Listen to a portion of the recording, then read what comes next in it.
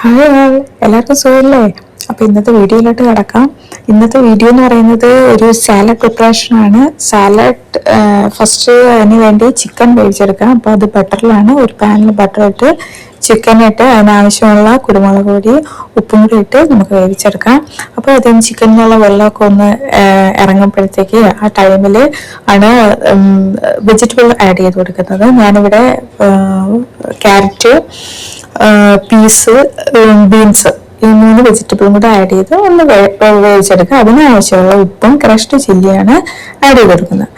അത് ഒന്ന് വേവിച്ചെടുക്കുന്ന ടൈമിൽ നമുക്ക് ഇതിൻ്റെ ഉള്ള ഡ്രസ്സിങ് ഈ സാലഡ് ഡ്രസ്സിങ് ഇപ്പൊ ഈ വീഡിയോയിലൊക്കെ കാണിക്കുന്നുണ്ടെങ്കിലും അത് എങ്ങനെയാണെന്ന് ഞാൻ ഉണ്ടാക്കി നോക്കിയിട്ടില്ല. അപ്പൊ ഫസ്റ്റ് ടൈം ഒന്ന് പരീക്ഷിക്കാന്ന് വിചാരിച്ചു.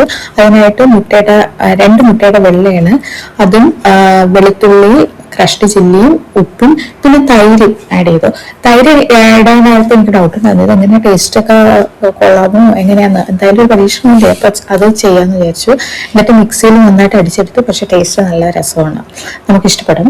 പിന്നെ ഈ മിക്സും ഈ മിക്സിയിൽ അടിച്ചതെല്ലാം കൂടി ചേർത്ത് ഒന്ന് ഇളക്കിയെടുത്ത് കഴിച്ചു നോക്കണം.